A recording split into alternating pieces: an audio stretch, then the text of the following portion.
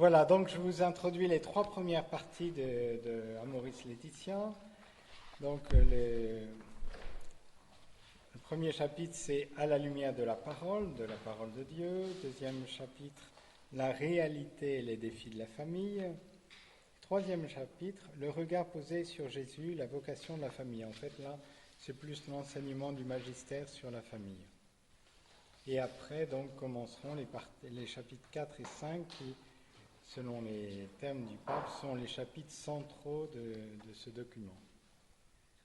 Voilà. Alors, je pense que ce n'est pas forcément inutile d'introduire, j'enfonce peut-être des portes ouvertes, mais tant mieux, en un sens, c'est que la réflexion de l'Église, elle part de la parole de Dieu. Ça paraît tout simple de dire comme ça, mais à une certaine époque, peut-être pour le catéchisme par exemple, une tentation, c'était de partir de ce que connaissaient les enfants. Mais c'est alors bien sûr qu'il faut en tenir compte, bien sûr au niveau pédagogique, mais en partant de ce que disent les gens, on n'arrive jamais à la révélation de Dieu. Il faut toujours partir de ce que Dieu nous a dit. Après, on essaie de comprendre ce que Dieu nous a dit. Alors, on n'y arrive pas toujours bien, mais le point de départ de la théologie, c'est toujours la parole de Dieu. C'est pas la parole des gens.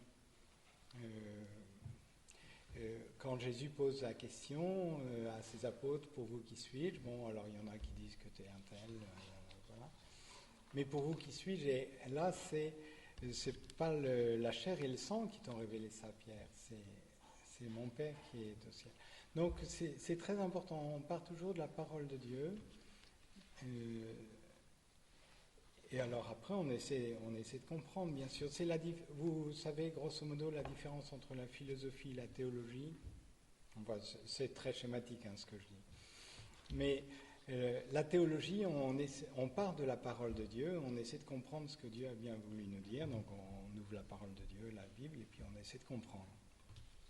La philosophie, on ouvre les yeux sur ce qui est créé, et on essaie de comprendre, mais d'un côté, c'est Dieu qui est venu vers nous pour se révéler à nous, et nous, on essaie de comprendre ce qu'il nous a dit.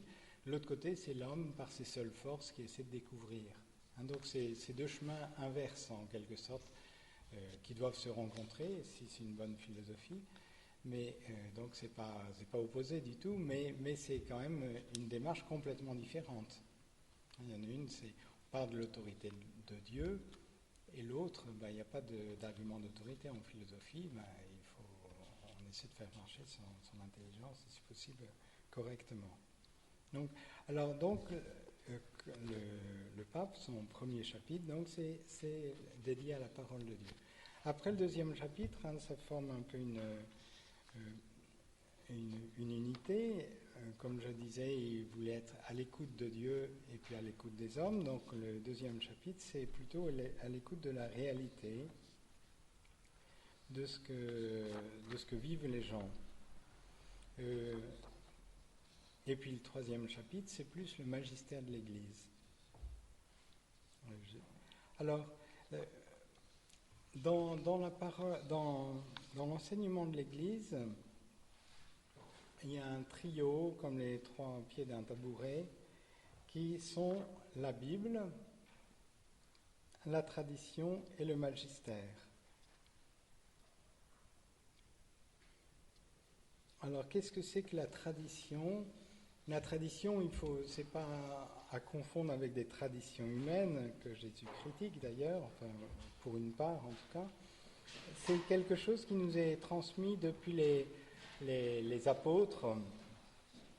C'est leur compréhension des paroles de Jésus déjà. Donc cette tradition est importante, qu'elle soit écrite ou orale. Je pense à une petite chose.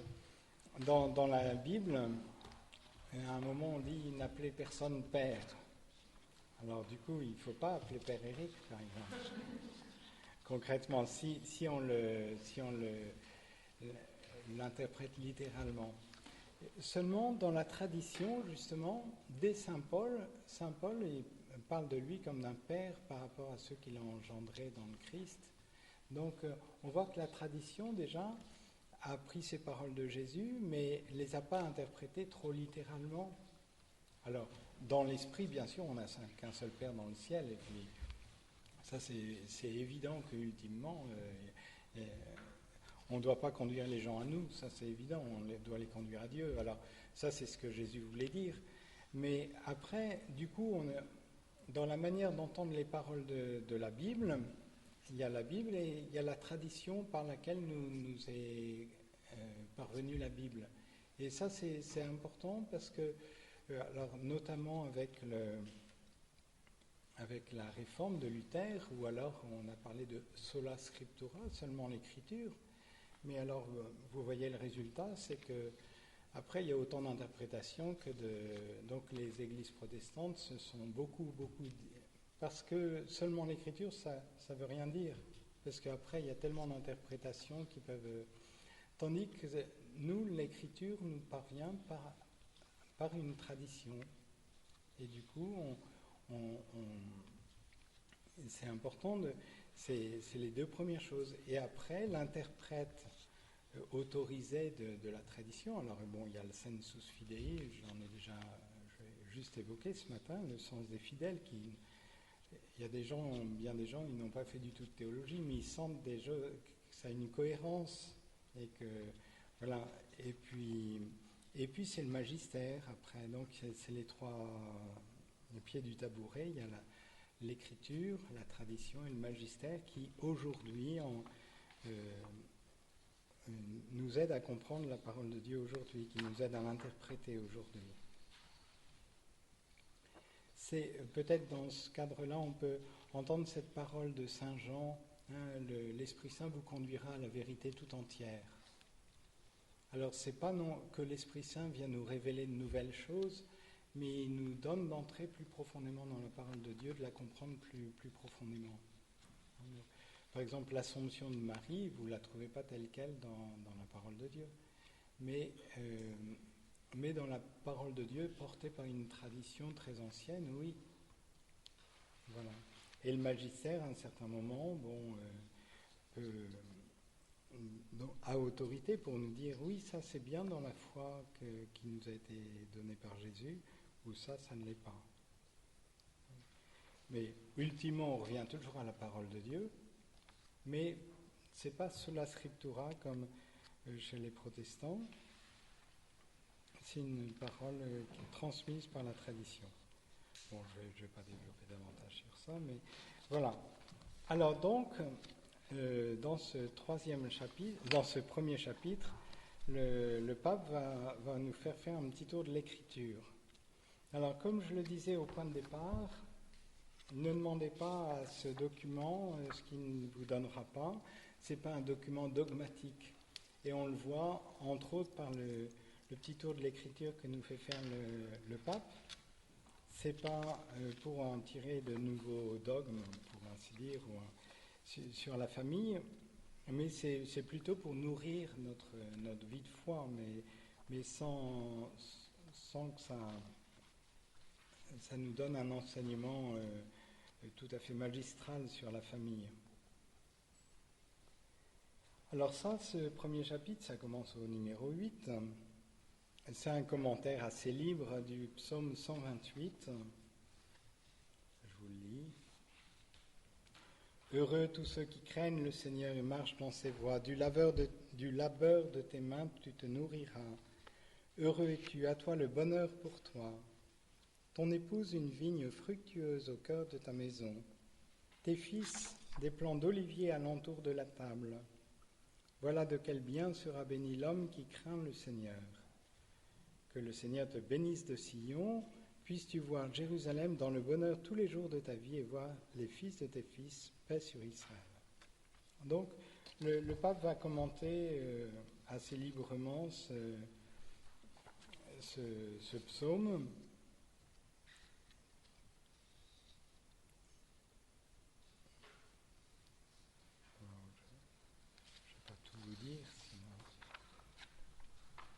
Voilà, alors il y a quatre têtes de chapitre, on pourrait dire, 4. D'abord, il va parler plus de l'amour conjugal. Ça sera les numéros 9 à 12. 9 à...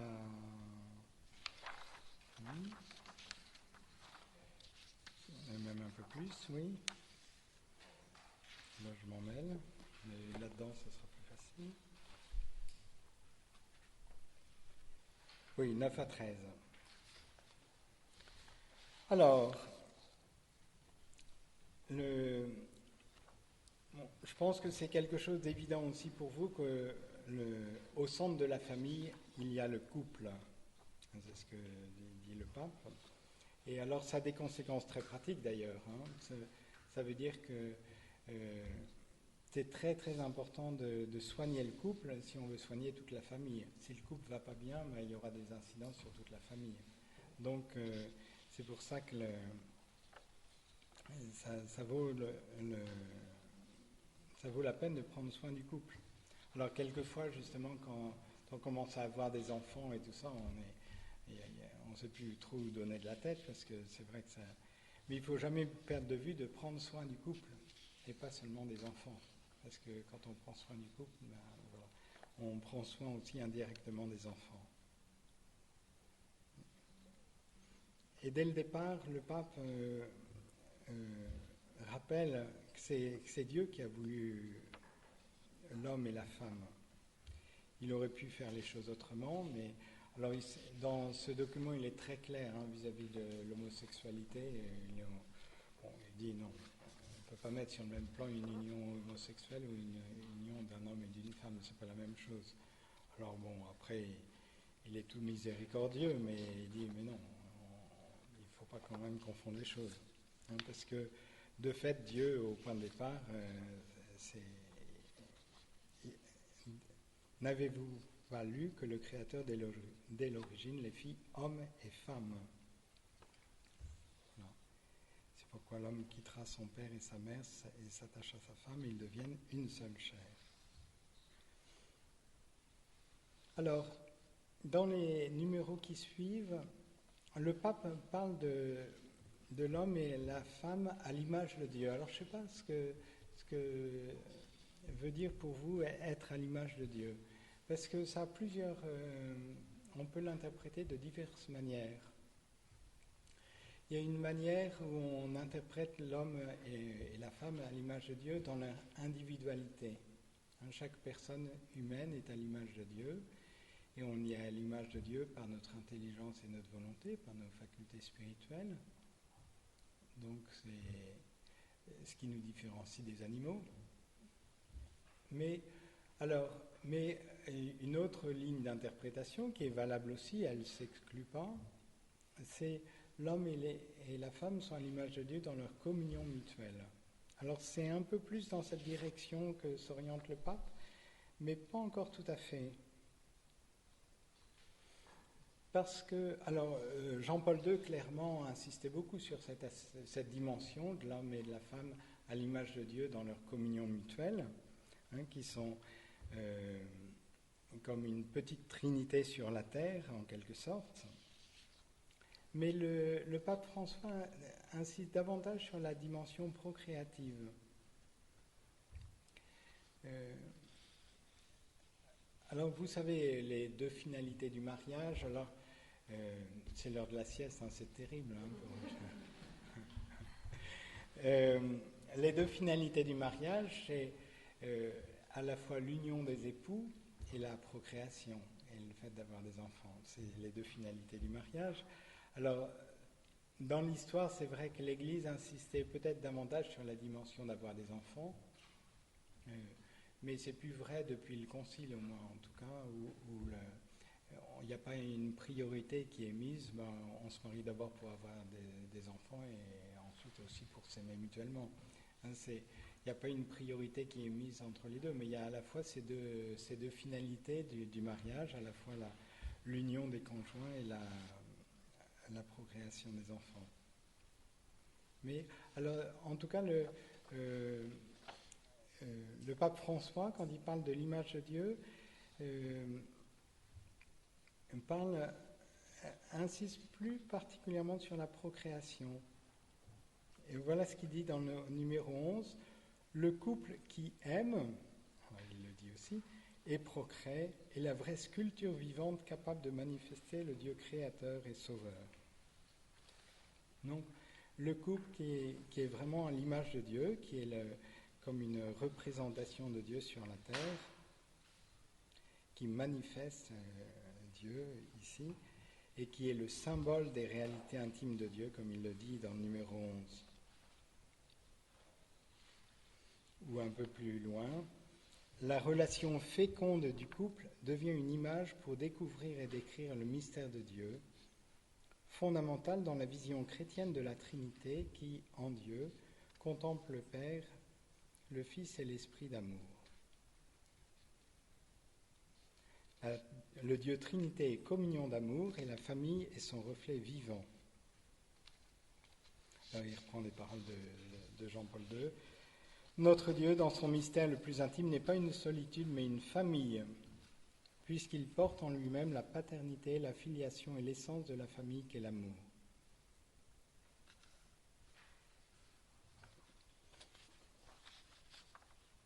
Donc le pape revient quand même sur cette... insiste quand même assez fortement sur le fait que le couple est à l'image de Dieu. Et après, il en parle à propos quand il parle plus précisément du sacrement du mariage. Alors, le pape, à proprement parler, ne fait pas vraiment une théologie du sacrement du mariage dans cette lettre. Il en parle dans certaines catéchèses. Si vous voulez, le pape François a fait pas mal de catéchèses sur la famille, plus ou moins au moment entre les deux synodes sur la famille. Et alors, à 2 reprises, notamment, il parle du sacrement du mariage. Il en parle notamment le 2 avril 2014, si vous voulez aller.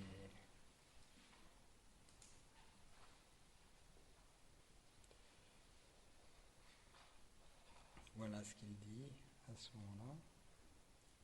Le sacrement du mariage nous conduit au cœur du dessein de Dieu, qui est un dessein d'alliance avec son peuple, avec nous tous, un dessein de communion. Au début du livre de la Genèse, le premier livre de la Bible, pour couronner le récit de la création, il est dit « Dieu créa l'homme à son image. À l'image de Dieu, il les créa hommes et femmes. » L'image de Dieu est le couple conjugal, l'homme et la femme. Pas seulement l'homme, pas seulement la femme, mais tous les deux. C'est cela l'image de Dieu. L'amour, l'alliance de Dieu avec nous est représentée dans cette alliance entre l'homme et la femme, et cela est très beau. Lorsqu'un homme et une femme célèbrent le sacrement du mariage, Dieu, pour ainsi dire, se reflète en eux. Il imprime en eux ses traits et le caractère indélébile de son amour. Le mariage est l'icône de la communion, et l'icône de l'amour de Dieu pour nous. Et un peu plus loin, alors là c'est plus en référence, il le dit plus en référence au texte de la Genèse, il y a quelques grands textes pour parler du mariage, donc, mais vous connaissez, il y a le chapitre 1er de la Genèse, où justement, d'où il prend cette citation, « Faisons l'homme à notre image, comme notre ressemblance », etc. Et puis après il y a le chapitre 2, il n'est pas bon que l'homme soit seul, il faut que je lui fasse une aide qui lui soit assortie. Et alors c'est là que... Donc c'est 2 récits de la création, un peu différents, mais complémentaires. Et après, il y a un autre texte assez connu, c'est pour parler du mariage, c'est Saint Matthieu au chapitre 19. C'est un contexte où il est question du divorce. Et alors... à ce moment-là, Jésus redit, mais non, à l'origine, Dieu n'a pas fait les choses comme ça. Voilà. Est-il permis de répudier sa femme pour n'importe quel motif ?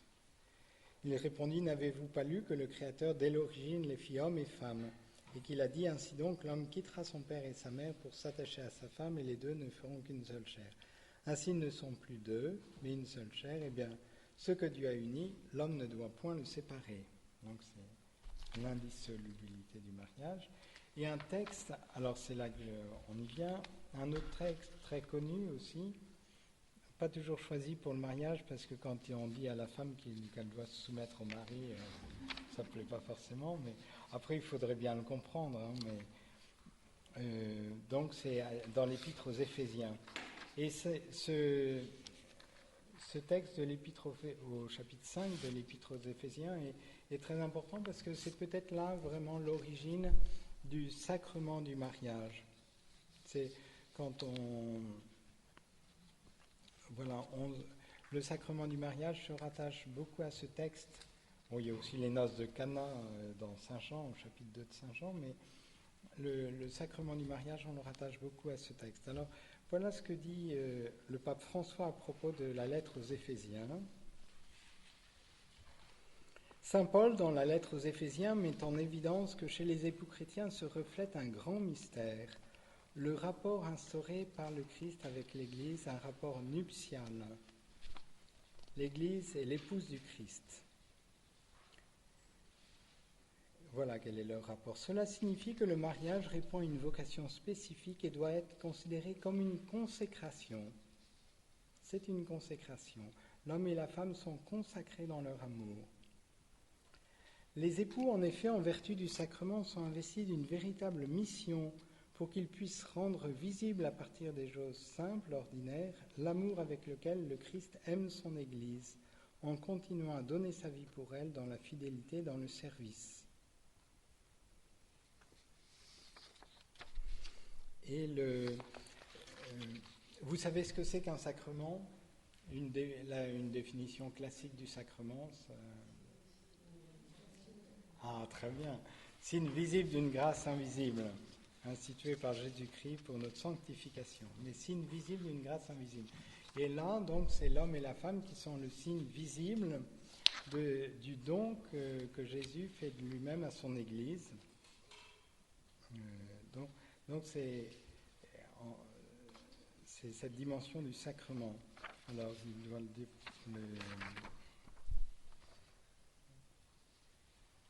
Alors, tout en ayant à l'esprit, comme il le dit, alors c'est une autre audience où il parle du sacrement du mariage, c'est le 6 mai 2015, il dit là, il introduit ici l'analogie entre le couple mari-femme et celui de Christ-Église. Mais il est clair qu'il s'agit d'une analogie imparfaite, parce que bon, on n'est jamais à la hauteur de l'amour de Jésus pour son Église.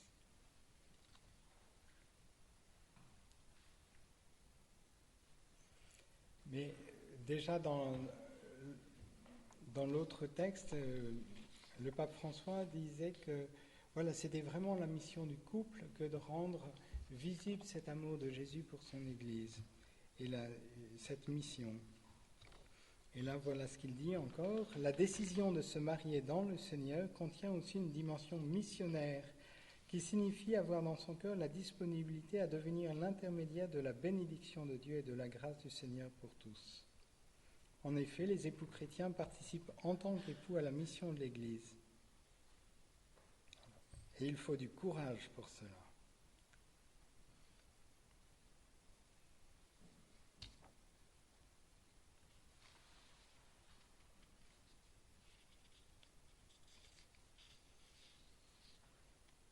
Une autre citation. Alors, il y a des pères de l'Église qui parlaient aussi dans ce sens-là.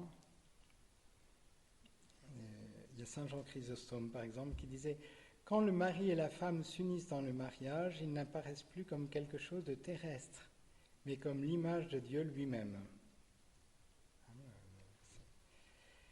Et il dit aussi que dans le mariage, on a une icône vivante de Dieu, une théophanie.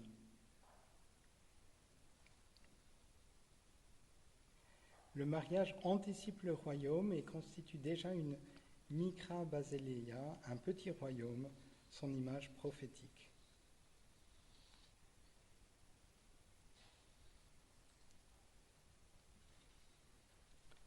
Alors, toujours peut-être je peux développer encore un tout petit peu sur ce passage aux Éphésiens qui est qui est vraiment au cœur de la théologie du mariage, de la réflexion chrétienne donc sur le mariage. Donc voilà ce qui est redit encore. Saint Paul identifie le lien de l'homme et de la femme à celui qui unit le Christ et l'Église. Dire que l'amour de l'homme et de la femme est semblable à l'amour du Christ pour l'Église, c'est dire que l'amour conjugal, l'amour qui unit deux êtres, mari et femme, est le même amour que celui que Dieu a pour les hommes, pour cette humanité, c'est-à-dire pour chacun d'entre nous. L'amour humain est vivifié de l'intérieur, repris, transfiguré de l'intérieur par l'amour même que Dieu a pour nous. Le mariage est porteur de la grâce même de Dieu. Dieu qui aime cet homme va l'aimer avec le cœur de son épouse. Dieu qui aime cette femme va l'aimer avec le cœur de son mari. Quand le mari aime sa femme, c'est à travers son cœur, c'est Dieu lui-même qui aime son épouse. Quand la femme aime son mari à travers le cœur de cette femme, c'est Dieu lui-même qui aime cet homme. La grandeur du mariage, c'est que l'amour de l'homme et de la femme est la révélation et la participation et la réalisation concrète de l'amour même de Dieu.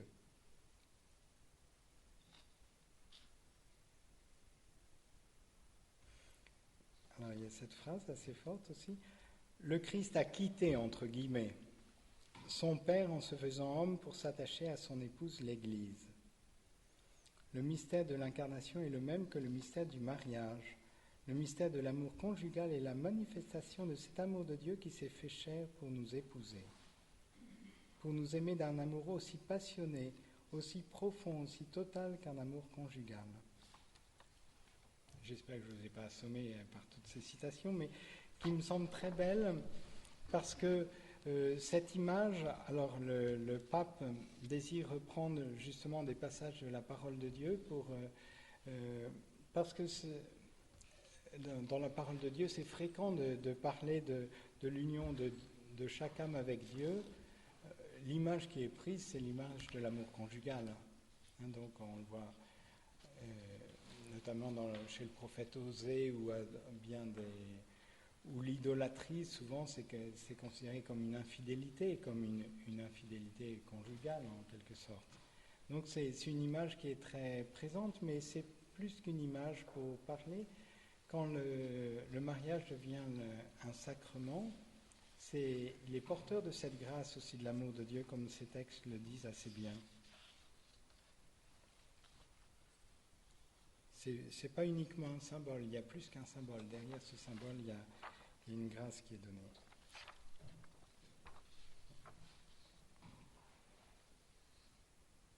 Voilà, alors ça c'était plus pour les numéros 8 à 13, si je ne me trompe pas. 9 à 13 sur l'amour conjugal. Et après, la parole de Dieu, les numéros 14 à 18, c'est plus par rapport aux enfants.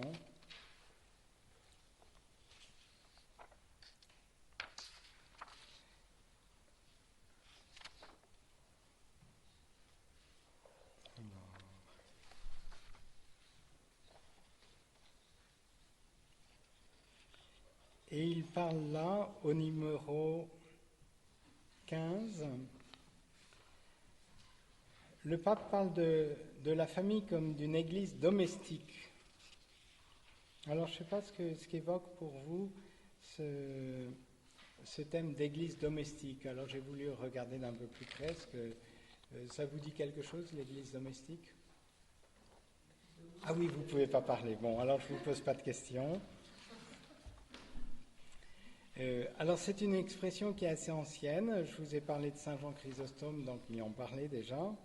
Donc,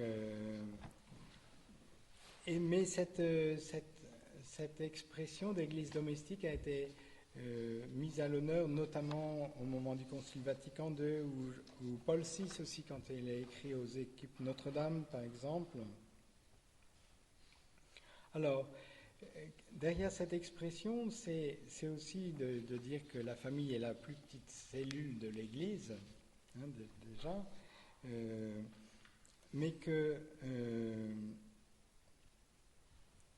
il ne s'agit pas tant pour la famille d'être à l'image de l'Église et de faire tout ce qui se fait dans la grande Église dans la famille, mais que, voilà, le lieu où se vit la vie chrétienne dans la famille, c'est déjà pleinement l'Église.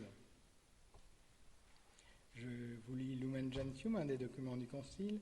Il faut que par la parole et par l'exemple, dans cette sorte d'église qu'est le foyer, donc l'église domestique si on peut dire, les parents soient pour leurs enfants les premiers héros de la foi au service de la vocation propre de chacun et tout spécialement de la vocation sacrée. Ou dans le compendium du catéchisme de l'Église catholique, la famille chrétienne est appelée Église domestique parce qu'elle manifeste et révèle la nature de l'Église comme famille de Dieu, qui est d'être communion et famille.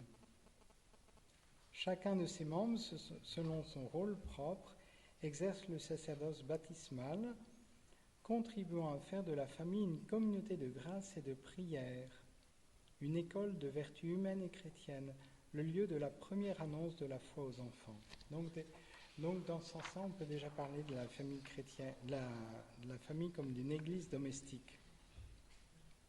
Et du coup, ça éclaire aussi sur ce qu'on peut vivre dans l'église au niveau paroissial. Quelque part, il devrait y avoir une caractéristique un peu familiale où on se porte les uns les autres, où on a ce souci les uns des autres de se faire grandir mutuellement, etc.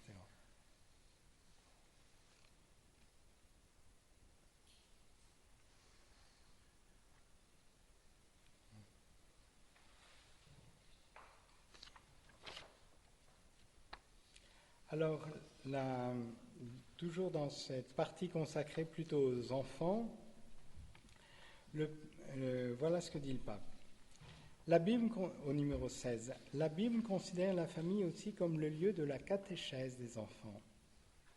Cela est illustré dans la description de la célébration pascale, au livre de l'Exode ou du Deutéronome. Il y a un psaume aussi, le psaume 78, je vous le cite. Nous l'avons entendu et connu, nos pères nous l'ont raconté. Nous ne le tairons pas à leurs enfants, nous le raconterons à la génération qui vient. Les titres du Seigneur et sa puissance, ses merveilles telles qu'il les fit. Il établit un témoignage en Jacob, il mit une loi en Israël. Il avait commandé à nos pères de le faire connaître à leurs enfants, que la génération qui vient le connaisse, les enfants qui viendront à naître, qu'ils se lèvent, qu'ils racontent à leurs enfants. Donc c'est cette transmission, c'était dans le numéro 16, cette transmission de la foi qui se fait au sein de la famille.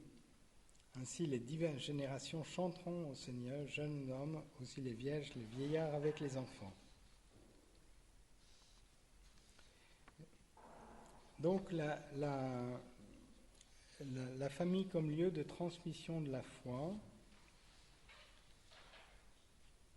Bon, la foi, c'est clair que ça ne se transmet pas comme un colis, puisque ça fait appel à la liberté de chacun. Mais c'est comme les parents facilitent les choses, après les enfants, après chacun réagit. On n'est pas maître, voilà. Mais on peut au moins, c'est comme ceux qui ont cultivé. Ils essaient de bien semer tout ça. Après, il y a des années ça pousse, il y a des années ça pousse pas. Les récoltes sont pas bonnes.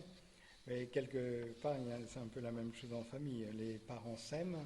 C'est le cardinal Martini qui disait une chose assez belle. Il disait, ce qui est sûr que si on s'aime pas, il n'y aura rien. Mais bon, on s'aime, après, la récolte, ça ne nous appartient pas quelque part.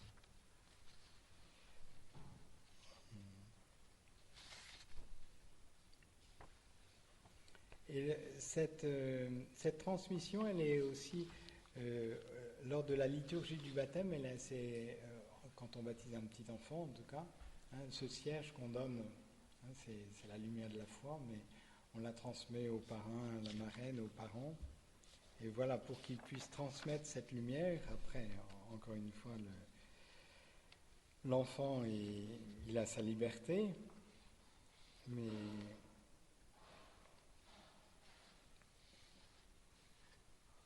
alors, une mère de famille, voilà ce qu'elle disait. La foi, c'est comme la grippe. C'est au sein de la famille que ça se transmet le mieux. Mais c'est une grippe positive, bien entendu. Mais, alors, quelques suggestions peut-être pour cette transmission de la foi. Même si je ne suis pas du tout spécialiste en la matière, mais déjà c'est de commencer tôt, pas attendre, parce que les tout petits enfants ont souvent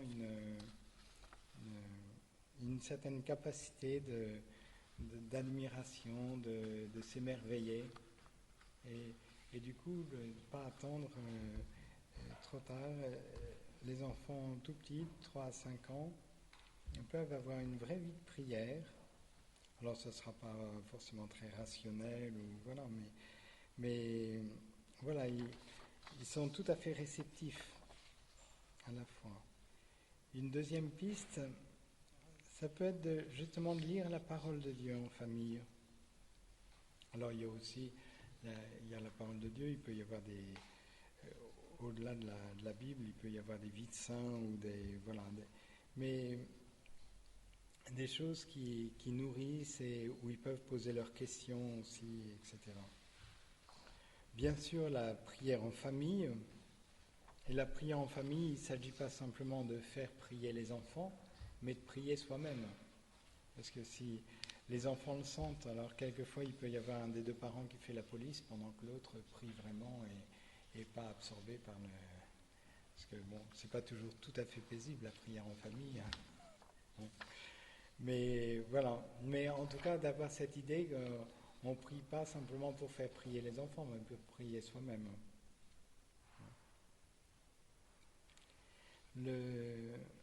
La messe, le fait de pouvoir aller à la messe, alors quand ils grandissent ça devient quelquefois un peu plus compliqué, mais bon,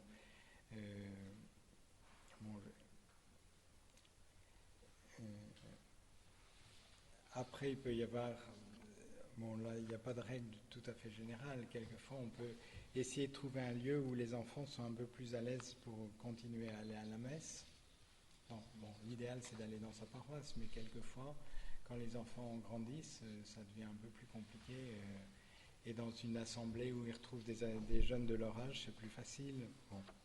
Alors après, je n'ai pas de choses tout à fait précises à donner, mais bon, après c'est une question de prudence.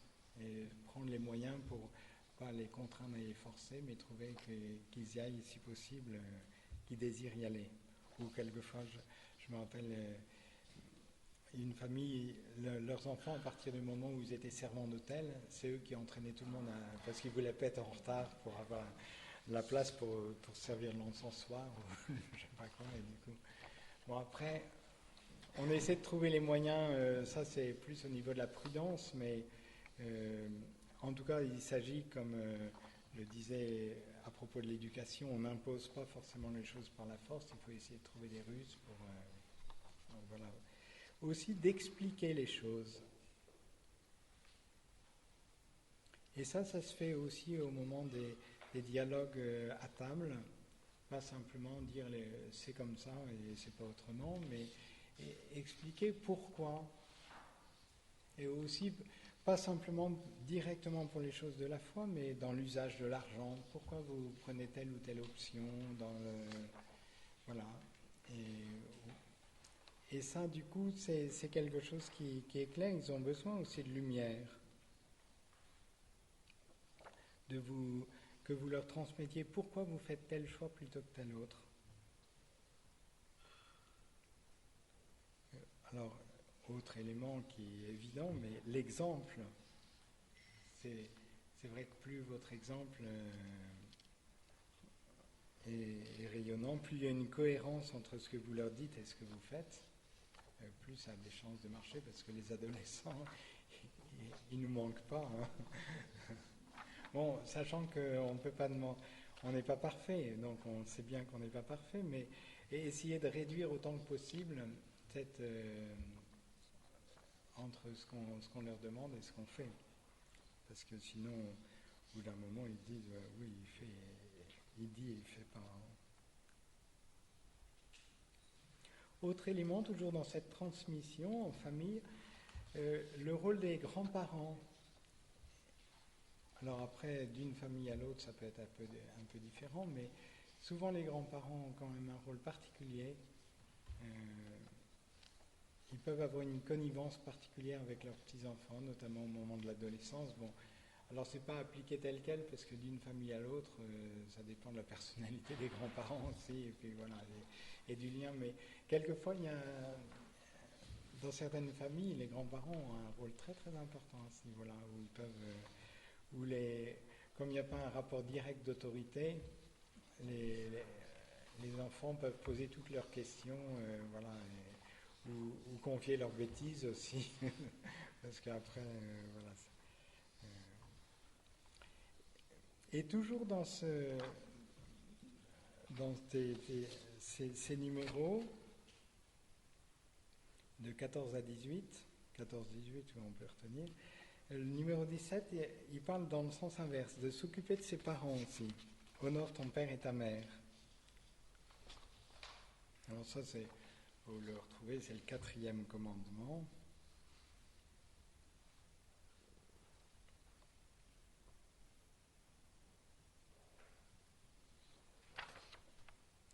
Donc, on peut avoir comme une explicitation de tous ces numéros aussi dans les catéchèses qu'a pu faire le pape François. Alors là, il en a parlé dans la catéchèse du 11 février 2015. Le 4e commandement demande aux enfants, et nous le sommes tous, d'honorer le père et la mère. Ce commandement vient juste après ce qui concerne Dieu lui-même. Il contient en effet quelque chose de sacré, quelque chose de divin, quelque chose qui se trouve à la racine de tout autre genre de respect entre les hommes. Ce respect des parents.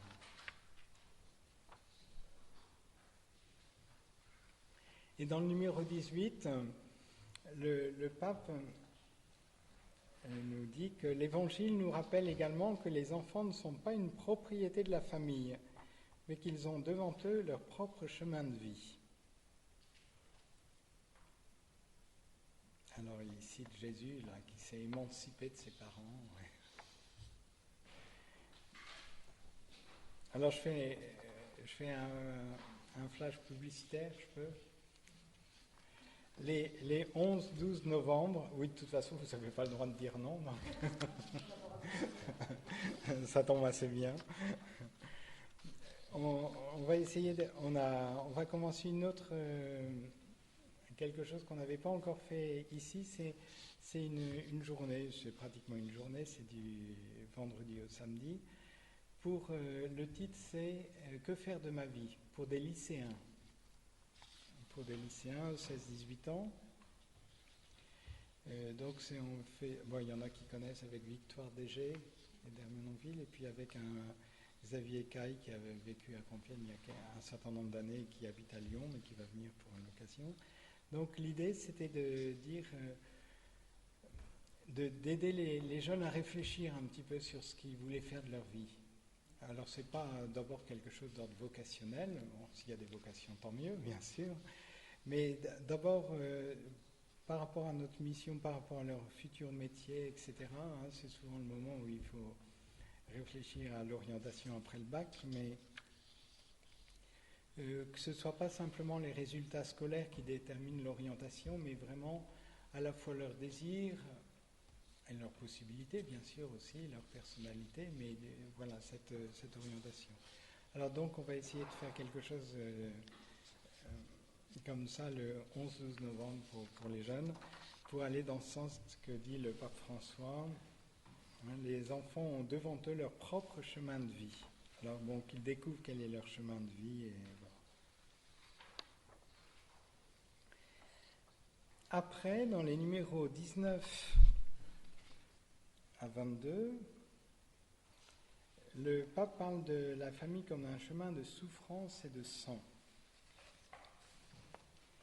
Parce que, et là on le trouve dans la Bible, toujours il lit la Bible, mais dans la Bible on voit beaucoup de choses difficiles, dans le lien conjugal, dans les rapports fraternels, qu'un qui tue son frère. Beaucoup. Oh oui, alors merci. Donc, dans les numéros 19 à 22, le pape parle de toutes les choses difficiles dans la vie de famille. Soit qu'on en soit responsable, soit qu'on n'en soit pas responsable. Un deuil, on n'en est pas responsable, enfin sauf si on a assassiné, mais sinon non. Et aussi, on voit que Jésus ne reste pas insensible à tout ça.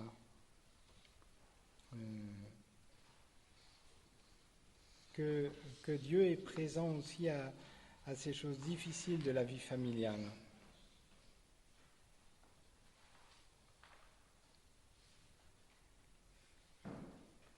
Alors ça reste toujours un défi, hein, ces événements douloureux dans la vie familiale, mais Dieu ne veut pas le mal, ça c'est évident, mais après il nous aide justement dans ces situations difficiles à voir le chemin que le Seigneur nous invite à parcourir. C'est pas ce qu'on avait prévu au point de départ, entre le projet initial qu'on peut faire dans notre vie et puis ce qui arrive au bout du compte, il y a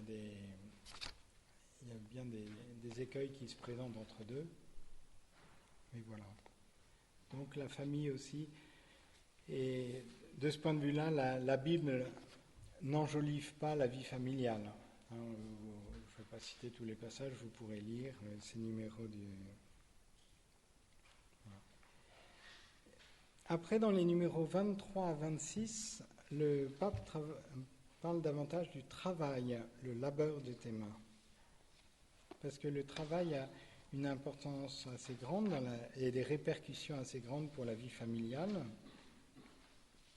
Il a donné des catéchèses aussi à ce sujet-là, par exemple, le 19 août 2015. Alors, de diverses manières, le travail est important. Déjà, ça permet de vivre.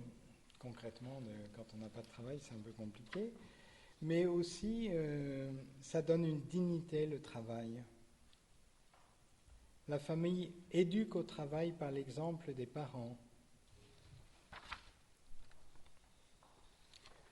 Dans l'Évangile, la Sainte Famille de Nazareth apparaît comme une famille de travailleurs, et Jésus lui-même est appelé fils du charpentier. Et Saint Paul... Ah oui, alors après,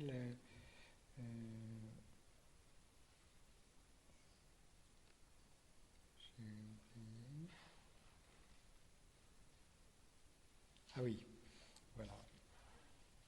Non, c'est pas ça. Ah oui. Saint Paul ne manquera pas d'avertir les chrétiens. Si quelqu'un ne veut pas travailler, qu'il ne mange pas non plus. Annotation du pape, c'est dans une de ses catéchèses. C'est une bonne recette pour maigrir cela. On ne travaille pas, on ne mange pas. Bon. L'apôtre se réfère de façon explicite au faux spiritualisme de certains qui, de fait, vivent au crochet de leurs frères et sœurs, ne travaillant pas du tout. C'est quand il écrit aux Thessaloniciens, Saint Paul est assez virulent là-dessus.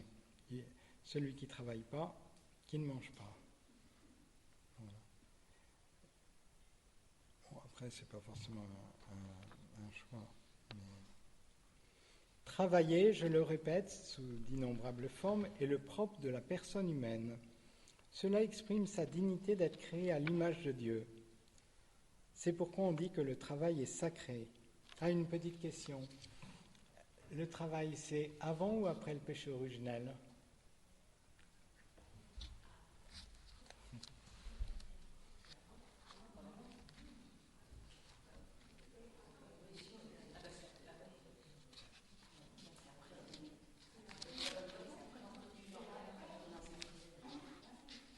Je ne sais pas.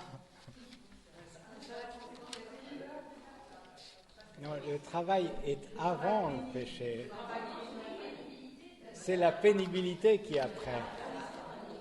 Mais la douleur est venue après, mais le travail est venu avant. Et c'est une question toute bête, mais qui peut influer sur notre conception du travail.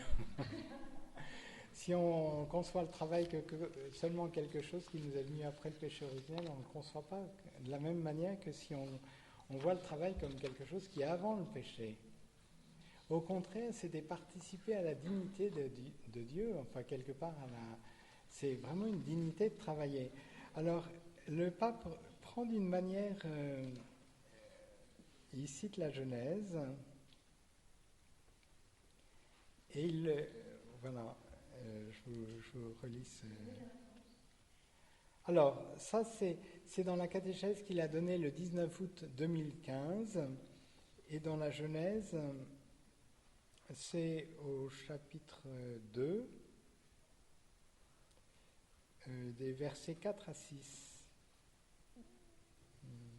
Attendez que je vérifie. Vous allez voir. Oui, ça doit être ça, des versets 4 à 6. Au temps où le Seigneur Dieu fit la terre et le ciel, parce que le péché c'est au chapitre 3, mais au chapitre 2, il n'y a pas encore le péché. Au temps où le Seigneur Dieu fit la terre et le ciel, il n'y avait encore aucun arbuste des champs sur la terre et aucune herbe des champs n'avait encore poussé, car le Seigneur Dieu n'avait pas fait pleuvoir sur la terre et il n'y avait pas d'homme pour cultiver le sol. Il n'y avait encore rien parce qu'il n'y avait pas d'homme pour cultiver le sol. Toutefois, un flot montait de la terre et arrosait toute la surface du sol. Alors voilà ce que dit le pape François. Ce n'est pas du romantisme, mais c'est la révélation de Dieu. Et nous avons la responsabilité de la comprendre et de l'assimiler entièrement. La beauté de la terre et la dignité du travail sont faites pour être unies. Elles vont de pair, la terre devient belle lorsqu'elle est travaillée par l'homme. Quand le travail se détache de l'alliance de Dieu avec l'homme et la femme, lorsqu'il se sépare de leur qualité spirituelle, lorsqu'il est otage de la logique du seul profit et qu'il méprise les liens d'affection de la vie, l'avilissement de l'âme contamine tout, même l'air, l'eau, l'herbe, la nourriture. La vie civile se corrompt et l'habitat se détériore. Là, il faisait référence aussi à son encyclique sur l'écologie. Mais voilà. Donc le travail qui est avant le péché et qui est vraiment une participation à l'autorité de Dieu sur la création. C'est vraiment Dieu qui nous fait gérants et qui nous établit gérants. Donc alors après, la pénibilité, c'est une autre affaire. Et la dernier paragraphe dans ce chapitre 1, c'est la tendresse de l'accolade. Alors, à plusieurs reprises, le pape a parlé de la tendresse, donc là, il en parle.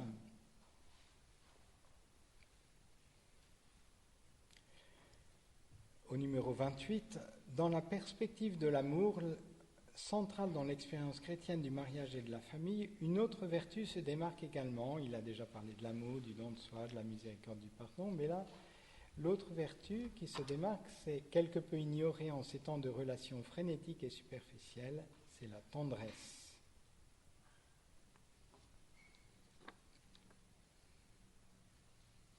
Et il avait fait une homélie pour la messe de Noël 2014 où il parlait beaucoup de la tendresse. Il avait aussi fait une catéchèse, alors, comme je suis, pour bien me faire bien voir par les dames qui sont présentes.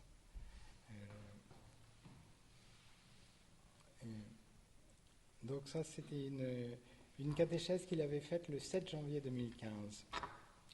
Les mères sont l'antidote le plus fort à la diffusion de l'individualisme égoïste. Individu signifie qui ne peut pas se partager.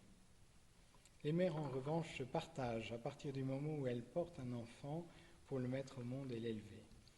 Une société sans mère serait une société inhumaine, parce que les mères savent témoigner toujours, même dans les pires moments, de la tendresse, du dévouement, de la force morale. Sans les mères, non seulement il n'y aurait pas de nouveaux fidèles, mais la foi perdrait une bonne partie de sa chaleur simple et profonde. Très chère maman, merci pour ce que vous êtes dans la famille et pour ce que vous donnez à l'Église et au monde. Et à toi, bien-aimée Église, merci d'être mère. Et à toi, Marie, Mère de Dieu, merci de nous faire voir Jésus. Voilà. Ça, vous pouvez le retrouver si... C'est le 7 janvier 2015 qu'il a dit ça. Une catéchèse. Voilà. Je vais m'arrêter là. Donc, on n'a fait que le premier chapitre, mais la prochaine fois, on avancera un petit peu plus vite. On fera au moins le deuxième et troisième chapitre la prochaine fois. Voilà. Oh, est-ce que vous avez des questions maintenant que vous avez le droit de parler?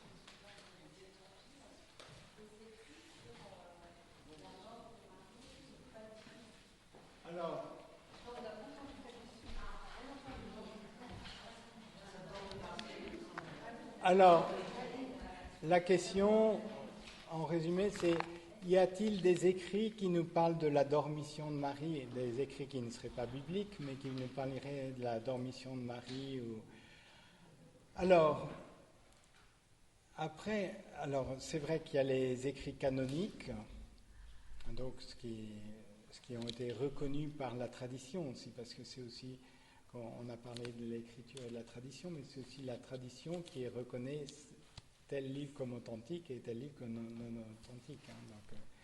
Donc il y a certains écrits apocryphes. Alors je ne sais pas s'ils parlent vraiment de la dormition de Marie. Enfin, il y en a un certain nombre. Il y en a qui peuvent en parler. Alors après, dans ces écrits, il peut y avoir des choses qu'on peut retenir. Par exemple, la fête de la présentation de Marie est assez liée à des écrits apocryphes. Mais ça ne se limite pas, c'est la source principale, c'est quand même pas ces écrits apocryphes, il faut que ça soit en consonance avec ce qu'on peut comprendre de Marie, de la manière dont Dieu a conduit les choses. Mais donc, mais je ne saurais pas répondre très très précisément à la question. Alors après, les pères de l'Église, c'est vrai que, alors là c'est plus une réflexion à partir... Alors, depuis quand même très longtemps, les pères de l'Église ne pouvaient pas concevoir que Marie soit corrompue, son corps soit corrompu, puisqu'il avait porté Jésus, et voilà. Il dit, mais honore ton père et ta mère, je ne conçois pas que Jésus n'ait pas observé ce commandement à l'égard de Marie, qu'il l'a porté quelque part en faisant bref.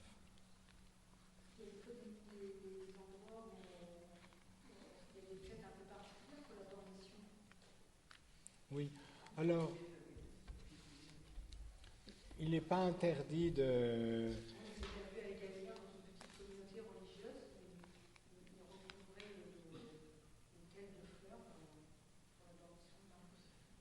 Oui, en tout cas, c'est vrai que, pour prendre un autre dogme qui concerne Marie, pour l'Immaculée Conception, c'est donc au XIXe siècle, en 1854, qu'elle était 54. Mais c'est en 58, elle, oui. Mais donc il y a des endroits, déjà ils pouvaient célébrer l'Immaculée Conception, mais il n'y avait pas de...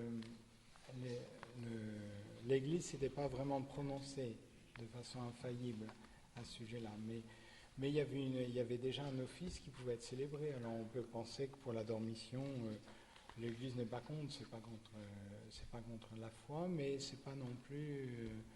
on est libre d'adhérer ou de ne pas adhérer à ce... Non.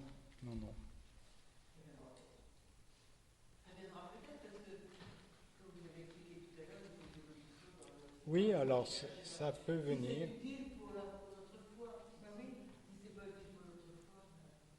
Oui, alors après, c'est vrai.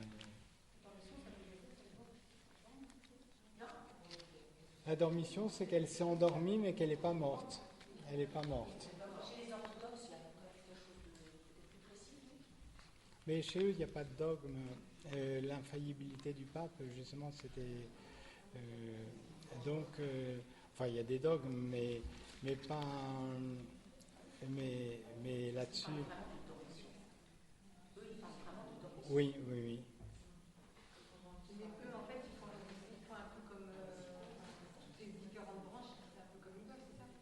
Non, il y a une unité quand même, une unité beaucoup plus grande chez les orthodoxes que chez les protestants.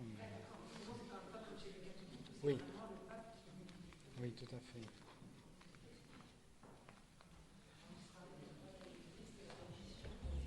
Pardon.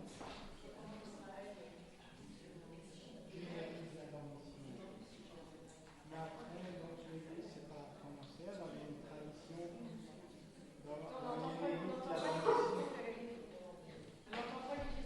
Alors c'est vrai qu'à Jérusalem, il y a une église de la Dormition, mais en même temps à Éphèse, certains pensent que Marie est plutôt partie vers le ciel quand elle était à Éphèse. Donc c'est des traditions, mais l'Église n'a pas tranché. Est-ce que voilà.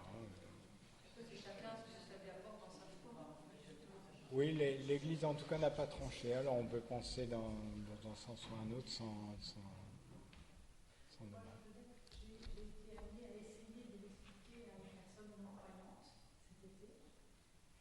Bien sûr, ces personnes-là font un mélange ascension et assomption, donc il y a un petit voilà.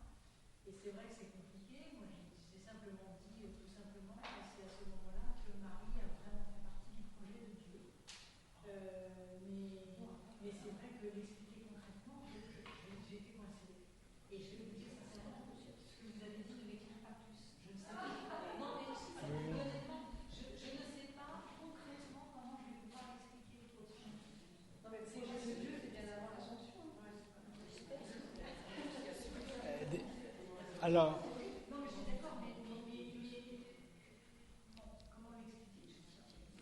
alors peut-être Jean-Paul II, en tout cas, pour l'Assomption, après, lui est penché plutôt sur le fait que ce n'était pas la dormition, mais que Marie était vraiment morte. Et lui le rattachait un petit peu, le rattachait à la proximité de Marie avec Jésus, avec son fils, en disant que voilà, son itinéraire a été semblable à celui de Jésus, qui est mort et ressuscité, et Marie, à son tour, est morte et ressuscitée. Et l'Assomption, c'est la résurrection, en quelque sorte. C'est à la fois un mélange de la résurrection et de la... Nous, on le distingue dans les fêtes, mais il n'y a pas... quelque part... le temps n'est pas le même une fois qu'à partir de la résurrection, on n'est plus dans le temps terrestre. Donc, mais ça vous éclaire peut-être pas plus. En fait, l'Ascension, c'est la résurrection de Marie, en quelque sorte. Oui, c'est ça. C'est pas une aberration. Non, c'est pas du tout une aberration. À partir de l'Assomption, on dit que Marie est au ciel, corps et âme. Donc son corps est ressuscité à l'Assomption. Donc c'est pas du tout une aberration. Pas du tout une aberration. Parce que nous, l'ascension, on a cette image de Jésus qui monte au ciel, voilà. Mais c'est un peu imagé quelque part. C'est un peu imagé pour un mystère qui est un peu différent. Mais bon, ça reste un mystère. Oui, ça reste un mystère. Mais en même temps, oui, ça correspond à la résurrection de Marie. Ça veut dire. Le problème, c'est que pour les gens qui ne croient pas du tout ce qui est mystère, ils veulent des explications rationnelles, cartésiennes, donc on peut pas. Ben non. C'est ça. Ben oui, après, à un certain moment. Toujours dans la démarche que j'ai essayé de dire, c'est notre foi, c'est une réponse à Dieu qui se révèle. Donc c'est à la différence de la philosophie où on peut se creuser la tête. Nous, c'est pas dans le domaine de la philosophie notre foi chrétienne. C'est une réponse à Dieu qui se révèle. Je ne vais pas citer, mais il y a un célèbre texte d'un texte du Concile Vatican II, Dei Verbum, la parole de Dieu, où voilà, on nous montre bien, c'est d'abord Dieu qui a l'initiative de se révéler. Après, nous, on accepte ou pas, mais c'est pas nous qui créons notre foi. Notre foi, c'est une réponse. C'est un peu pareil pour les sacrements. Les sacrements, ils nous donnent quelque chose de visible. Essayer de donner quelque chose de visible, d'invisible, c'est très difficile. Ben oui, Il y a bien dans le sacrement de l'Eucharistie. Sinon, on en reste au niveau visible et puis. Dans quel sens? Plus on entre dans un temps de prière et un temps de relation avec le Seigneur, bien soit évoluer en même temps. Alors, là, il y a deux composantes principales dans la foi, on pourrait dire. Il y a la composante plus intellectuelle et du contenu de notre foi. Alors, ce contenu, il évolue pas spécialement. Je dis le même credo quand je suis petit ou quand je suis... Mais après, il y a aussi la composante de la confiance à l'égard de Dieu. Alors ça, bien sûr que ça évolue. Parce que notre vie, on est appelé à progresser dans cette confiance à l'égard de Dieu. Et même Marie, le Concile dit que Marie a évolué dans sa foi, dans le sens où petit à petit, il y a des choses qu'elle a mieux comprises. Voilà. Mais non pas qu'il y ait des changements, mais elle entre... Dieu, on l'interprète pas de la même façon dans les différentes étapes de notre vie. Oui, et puis on comprend un peu mieux.